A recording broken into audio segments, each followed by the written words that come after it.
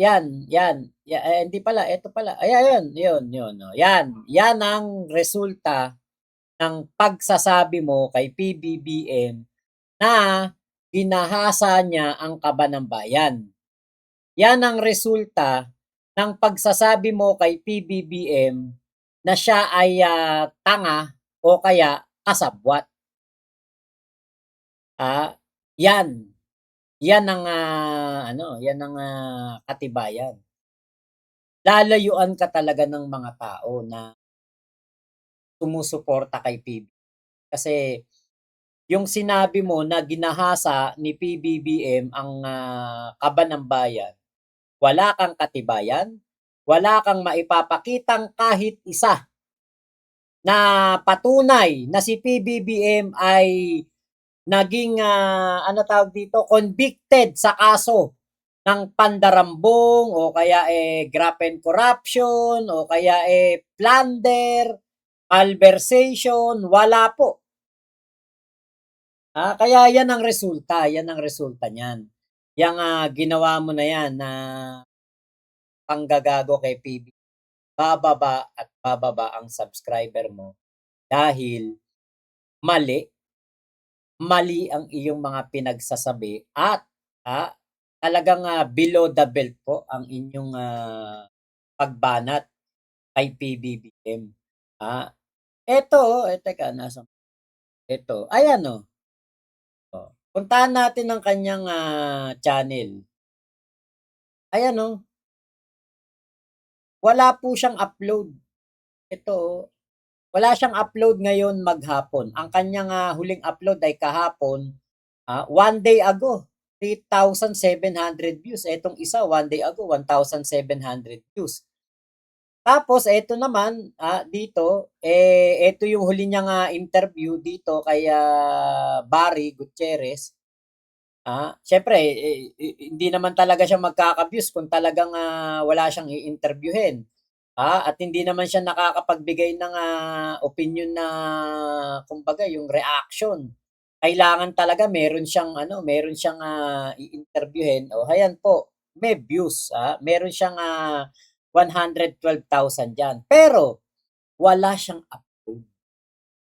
Ibig sabihin nito naapektuhan na po si Christian Esguerra sa nangyari.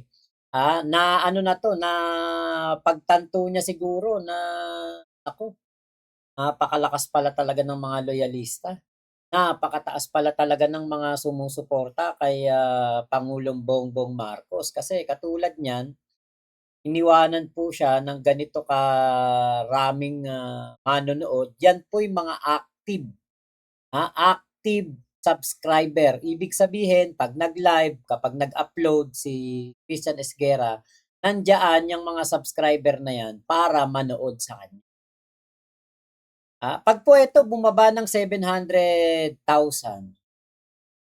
15,000 na po ang nawala sa kanya. Ngayon po mga nasa 13,000 pa lang ang nawala sa kaya 'di na tayo magtaka na ito pong, katulad niyan meron pong mga ilang, nagtatanggol kay Christian Esguerra sa katauhan nitong si, Arman, yung, si Arman, oh, yun. Din po, isa din po yun na nababawasan na rin ng subscriber. Ngayon, meron din pong, isang, nagtatanggol dito kay, Christian Esguerra, eto namang sila Cielo Magno. Ayan, Oops. eto. Ayan. Eto po naman ngayon ang nagtatanggol kay Christian, etong si Cielo Magno, tingin ko makakaranas din 'to ng, clapback ng mga loyalista. Actually itong si Cielo Magno, okey naman 'to nung una, naging tauhan pa nga 'to ni PBBM. Naging undersecretary pa 'yan ng Department of Finance. Kaya lang, tinanggal po, tinanggal sa excuse me, tinanggal po 'yan. Inalis po 'yan doon sa Department of Finance at, May mga konting issue, hindi naman mga gano'ng kalalaki, pero meron pong mga konting issue patungkol dito kay, Shelo Magno. Ah, Una po, yung pong, pagtanggal sa kanya sa Department of Finance noong 2023, naging malaking kontrobersya po ito dahil nga po binatikos niya noon yung rice price ceiling. Sinabi po ng Malacanang na hindi niya sinusuportahan ang administrasyon at ang mga programa nito. 'Di ba kapag ikaw kinuha kang, trabahante ng gobyerno, lalo pa at appointee ka, kailangan mong sumunod sa nag-appoint sa'yo. Sino ba 'yun? Si PBB. Actually nung in-appoint 'to sa Department of Finance, medyo natuwa ako kasi ano 'to, may paninindigan naman 'to kahit papaano, na patungkol sa kung ano yung dito sa kay ano, kay, Digong dati, may ano naman 'yan, may konting paninindigan naman 'yan, Hoy, Banat Boy, shoutout sa'yo Banat Boy, Hello, I am Batman, Ate Agnes, ayan. Hello po, Edelberto Sandoval at Ate Dolly Babes. Hello po sa inyo, Sherwin Joben, ayan. Hello, hello, hello. Rita Rojas, hello po. Ay, 'di ba kapag kunwari ikaw ay, inilagay sa isang, puwesto sa gobyerno, dapat ikaw, sumusunod doon sa nag-appoint sa'yo. Aba, kapag, mas marunong ka pa sa nag-appoint sa'yo, ah, talagang sisibaking ka diyan. Ngayon, eto po nga si Shelo Magno noon, nag-post po ito ng, supply and demand graph, kasabay ng pagpapatupad ng rice price ceiling. Iginiit niya na maaari itong magdulot ng shortage at black market. Ah, Ngayon, siyempre, kapag ganyang, taliwas ka sa sa gusto ng gobyerno, sa gusto ng pangulo, hindi mo sinusunod kung ano ang, gusto ng pangulo, hindi mo susundin kung ano ang, kanyang, tagubilin. Kasi hindi kasi puwedeng mas magaling ka pa sa pangulo, 'di ba? Kaya tinanggal etong si Shelo Magno. Yung pong, pag-akusa niya, pag-akusa ng Malacanang na maligning, o minamalign niya ang, administrasyon. Mismong si Executive Secretary po Lucas Bersamin ang nagsabing si Magno ay clearly set on maligning the Marcos administration at matagal nang kumokontra sa mga pulisiya nito. Ito po'y pahayag ng Malacanang, Ngayon, kapag ikaw ay tauhan ng gobyerno tapos minamalign mo ang, gobyerno ng Pangulong Bongbong Marcos, gobyerno ni PBBM, abay, talagang ano po 'yan, talagang, hindi po magandang trait 'yan, hindi po talaga magandang pag-uugali 'yan. Ngayon, si etong si Shelo Magno, una sinabi niya siya daw po'y nag-resign, pero nung tumagal po, nag-expire na o na-terminate na po ang kanyang appointment. 'Yan po yung, ginawa sa kanya. At, nung pong, tinuligsa po niya ang mga pulisiya ng Marcos administration, kahit dating bahagi po siya nito, ito po ang naging political talking point laban sa kanya. Paano siya naging bahagi ng administrasyon at pagkatapos ay naging vocal siya na kritiko nito. Si Magno naman po ay, nagsabing matagal na siyang nagsasalita batay sa policy at public interest consideration. Ah, Ngayon nung pong, nagtrabaho kasi 'to doon sa kay, PBBM tapos, natanggal. Naging ano rin 'to, naging, taga-suporta din 'to sa impeachment trial kay Sara Duterte. Nakakalaban nito si Sasot, ah, Sasot baka kilala niyo 'yun, si Sasot, Sasot Rogando, Sasot ba 'yun? Yung, BADAP. At umabot po yung kanilang sagutan sa FB ng kasuhan. Umabot po sa kasuhan, sinampahan niya ng cyber libel itong si Sasot Rogando ba yun? Basta yun na yun. Yung tuta ng mga Chekwa. Ngayon, ito pong, si ano din, si Shelo Magno, naging complainant din po ito sa mga reklamo laban kay Sara Duterte. So, ibig sabihin, anti-ano siya, Duterte din siya, 'di ba? Pero anti-BBM din siya. Yun po ang, nangyari. Ngayon, mula po sa pagiging, Department of Finance official, naging prominenteng kritiko siya ng ilang government policies at naging involved sa mga legal political challenge. Dahil dito, naging polarizing figure siya. May pumupuri sa kanyang pagiging vocal habang may bumabatiko sa kanyang political positioning. At mamaya, yan ang isa nating tatalakayin din. So eto pong si Shelo Magno, natanggal po siya sa Department of Finance. Yun po ang,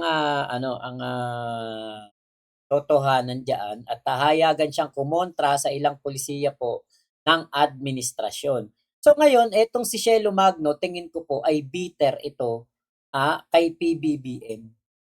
Bitter kasi natanggal 'to sa puwesto, natanggal sa sa kanyang puwesto bilang, Undersecretary ng Department of Finance. Siguro akala ni PBBM, magiging, maayos siya o magiging, susunod sa kanyang mga pulisiya, yun pala, magiging sakit lang ng ulo ng ating gobyerno. Ngayon, eto po ang, pakinggan natin, kanyang, pagtatanggol dito kay Christian Esguerra.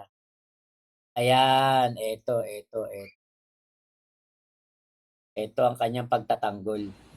Pumunta na ba tayo sa next It's gusto mo naman talaga. Hindi pa. No, that's it. Nagre-restore pa ako ng energy. Hindi mo ba napapansin? Kulang ang Kailangan energy mo ng ko. energy mamaya when you deal with the budget nerds. Hindi, mag-i-intro na ako sa budget dito sa episode na to. Ah. Ang next case study natin ay ito naman, ang palitan ni Christian at saka ni Yusek Claire. Mm-mm. At nagsimula ito sa pagtatanong ni Christian kung ano niya, tanga ba? Or ano yung exact word? Kasabwat. Or pareho ang Pangulo pagdating sa usapin ng flood control. Bakit? Ano yung context nun? Bakit niya tinatanong yun? Di ba kakabagyo pa lang? Mababagalan naman tayo sa mga nangyayari sa flood control. So if he is criticizing... Ikaw, present your take first and I have my own. Tinatanong ko sa iyo yung take mo. Ikaw muna kasi mahaba yung take ko. Tapusin mo na yung take mo kasi may take ako. Sa akin, may connection ang budget doon sa na experience natin na flooding, di ba? Kasi nga malakas yung usapin ng flood control last time. Ngayon nararanasan natin ang effect ng bagyo, di ba? Na-cancel yung mga klase. He's wondering, dahil chinampion ng presidente yung budget na yan, di ba? Sabi niya inayos niya. Then kung merong anomalies dyan, I think every citizen can ask that question. Is that an insult? Is that an ad hominem? Or did he? I think we've asked that question several times already, but only in English. Is he competent or complicit? He must have known dahil presidente siya. He must have known kasi siya yung nag-budget. Nag-sign ng budget. Diba? And he doesn't sign the budget. Fact. Dapat yung budget, sabi niya, po yan. Kaya ang Pangulo, sabi niya, pipirmahan niya dapat yung budget, sabi niya, magdilan. 5 budget na yan, ha? And then, what was the reaction? Naging maingay po yan. Kaya ang Pangulo, sabi niya, pipirmahan niya dapat yung budget, sabi niya, mag-delay muna tayo. Oy, Tolpikwa, thank you Tolpikwa. Pag-aaralan namin. Mas maganda yung isang picture kasi kasama niya si Mina Pangandaman. Katabi niya si Secretary Bonoan ng DPWH. Di ba nag-photo op pa sila na parang busy sila, pinag-aaralan ang budget, supposedly. Pagkatapos ng 3 araw na supposedly ay pag-aaral nila, ay nag-veto. Nag-veto ang presidente. At ang vinito niya ay nagkakahalaga ng 194 billion na item. Pero ito yung catch, ha? So 194 billion items na binito ng presidente, 26 billion lang sa DPWH. At yung 168 billion ay sa unprogrammed appropriation. So at this point, alam niyo na yung meaning nun, no? Diba? Kapag nag-veto ka sa unprogrammed, parang wala lang. Kasi? Unprogram siya eh. Hindi siya Walang pera mai-implement yun, oo. unless may pera at may pondo yung unprogram. Eh di ba ang pino-point out nga natin dito, may 200 billion insertions ang mga congressman na nangyari sa BICAM, sa DPWH. Veto this budget, Mr. President. Out of the 200 billion, ang binito lang niya ay 26 billion. So how can you, on that basis alone, can the President say na hindi niya alam itong mga na-insert na flood control projects sa budget ng DPWH? Yun yung gusto kong itanong po sa inyo.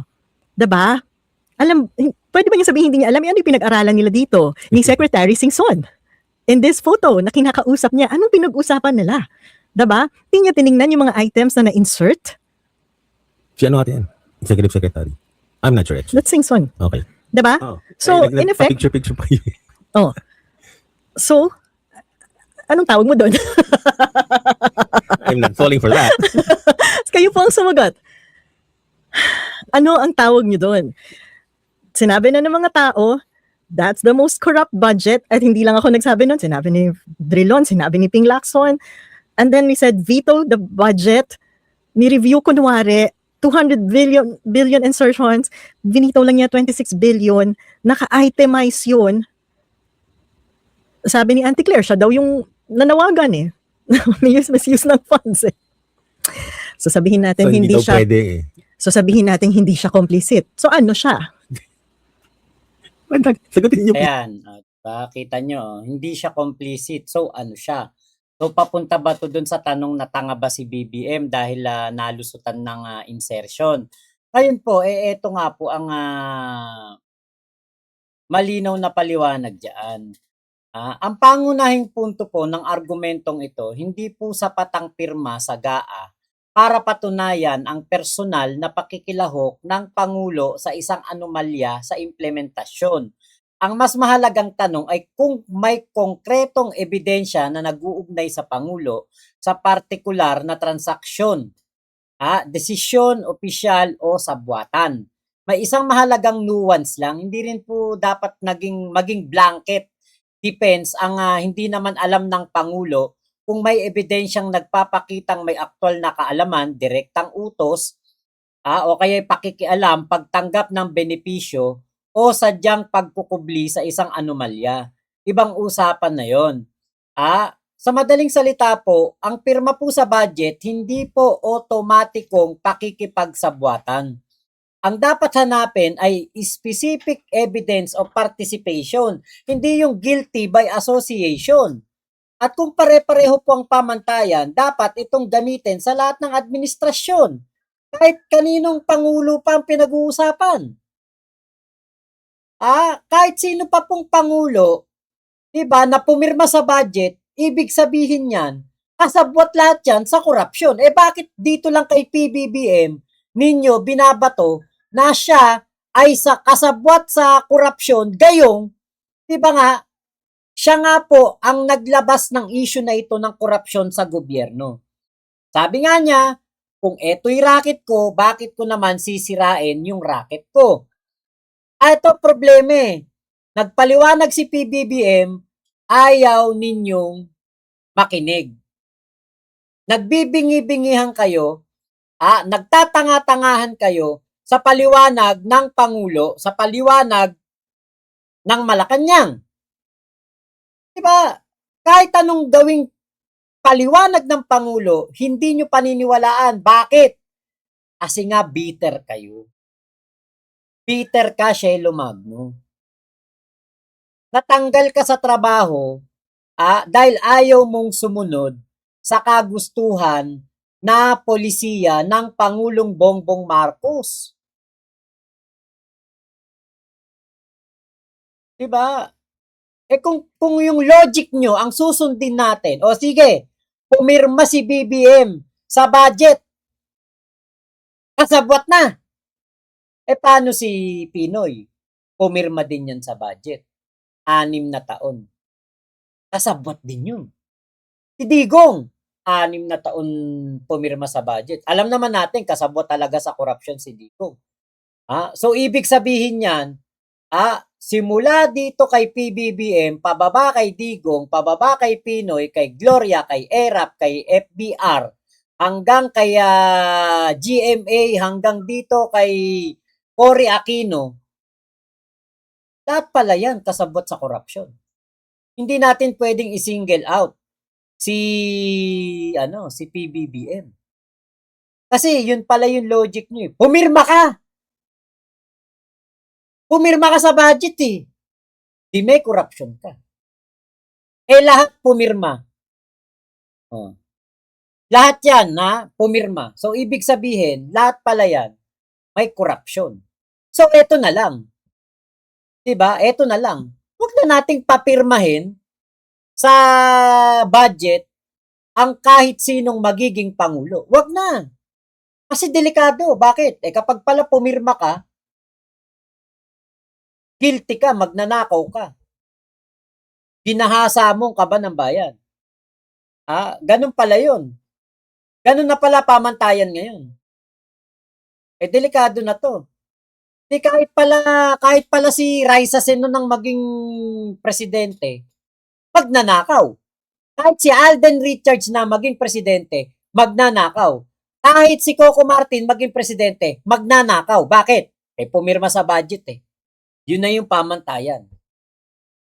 Salamat po Ate May Noble. Ayan. Sa iyong pakulay. Okay, yes, oo. So, talagang susunugin natin tong mga naratibo at paninira nito sa ating Pangulo, Tolbirador Picua. Ano to bitter kasi natanggal to sa Department of Finance eh. Luz B. Batingan, hello po. Ate Agnes, ang lalakas ng loob kondenahin ng Pangulo. Wala namang matibay na pruweba. Tama. O Sherwin Carriaga, Lacson daw ang ini-endorso, sabi ng Marites Bosma. Ewan ko po. Mary Penoses, ayan, hello po Ate Mary Penoses. Ate Agnes, ngayon, binabatikos nyo ang Pangulo. Bakit puro kuda kaya ba ninyo ang ginagawa ng Pangulo? Tahimik na nagtatrabaho ang Pangulo, anong kutya ng mga walang utak? Di ninyo narinig, sumagot ang Pangulo. Tama. Ang babaw ng nito, ng argumento nito, porke pumirma pala si PBBM sa budget, kasabwat na siya. O kaya, tanga kasi nalusutan daw ng nitong pagpirma sa insertion. Nagbito na nga si PBBM eh. O tapos, di ba, pinaimbestigahan niya ang flood control. Doon pa lang ako, satisfied na ako doon sa paliwanag ni BBM. Bakit? Aba, totoo yun. Kung racket niya yung pagnanakaw sa gobyerno, bakit naman niya pahihintuin yung racket niya? Alam naman natin talaga ang wala naman talagang patumangga sa pagnanakaw ng Kaba ng Bayan noong siya ang namumuno. Walang iba kung hindi si Digong. Pero pagdating pala dito kila Shelo Magno, basta pumirma ka sa budget, magnanakaw ka. Di ibig sabihin, kasama ka dito sa sa pagnanakaw. Lahat.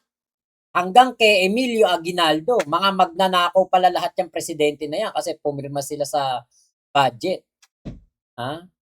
Kaya alam nyo, hindi na po ako magtaka kung etong Shelo Magno na ito ay kampihan si Christian Esguerra. Bakit? Pare-pareha sila ng mga likaw ng bituke, mga bitter kay PBB.